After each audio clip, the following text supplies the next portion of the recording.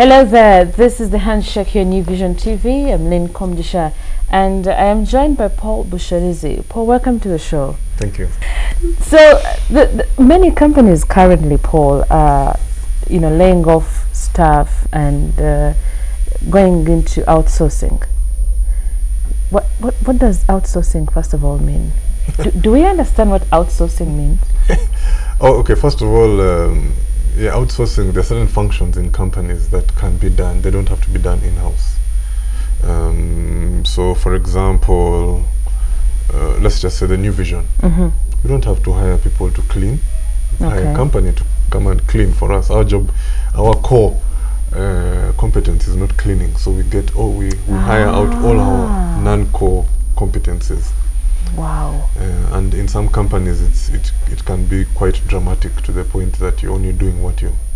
So maybe New Vision, for example, let's just say hypothetically, would not have drivers, would not employ drivers. They would have to outsource them. They would outsource the driving function, any transportation issues, cleaning, as you said already. Who knows, even accounting, they say, where we... Wow. This is not our thing. And it reduces costs. Does it? Yes, it does. I thought hiring from a different company. Well, think about it, that if I hire, for everyone I hire, I have to pay medical, then I have to do NSSF, and there are just other costs that you, Lynn, being here, AC. Yeah. So if we have fewer people, we can even remove the number of rooms, therefore power usage is reduced. You know, a lot of things can happen like that. Wow. Not to mention that, of course, we're in a bit of a tough economic situation. So companies are having to look very, very critically at their costs. What costs can we do without? That is what they're trying. That is what outsourcing means. Outsourcing helps that process of cost cutting, cost regularization. This actually brings me to there's a lot of technology going on, and the generation is highly tech savvy. How can we manage with this? I think obviously the trend is that there are certain things, tasks that can be done by anyone. So if you're a worker, if you're a person looking to get into the job market, you want to move up the skill ladder. You want to be more skilled than anyone can. Now even you don't even need people to sweep. So machines are even taking away that job. So you have to move up the skill ladder, and that comes with education. Not only education in school, but generally you've got to keep learning new skills. Once you graduate, that means it's over with books. You have to keep... The internet is there, thankfully, and that stuff. And secondly, beyond skill, and probably in addition to enhancing your skill, you've got to create a uniqueness in yourself, that this person is not only doing presenting, but she's got a certain uniqueness. Maybe the market demands her particularly, that you can't do without.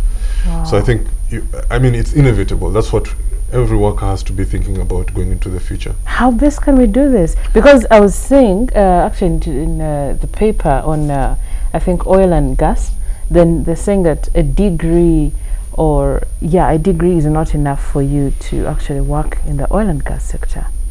Well, so a degree is not enough for you to work anywhere. I mean, what going to school does for you is teaches you some basics, then you have to go and gain experience. That's why they always ask for experience. Wow. So a degree is not good enough to learn to work anywhere. You have to have that degree it's actually a way to enter an entry level thing, to weed out as a first point of selection. But you've got to develop a certain uniqueness or a competence in that skill that can only come with practice, and it's not really taught in school. I mean, even plumbers, whereas they're taught how to plumb, but it takes years of plumbing to really become a master plumber, or a master whatever it is you want to think about.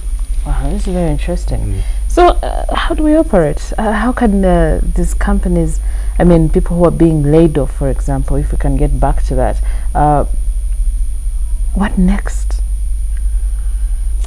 Well, difficult question.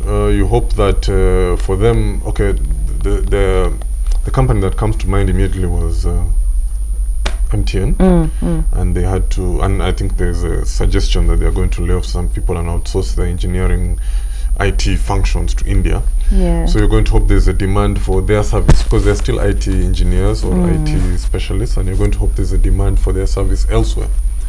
But beyond that, as I said, you know, you've got to keep learning, and especially in IT where things are moving so quickly, you've got to be moving with it, either through formal certification or your own experience or your own learning.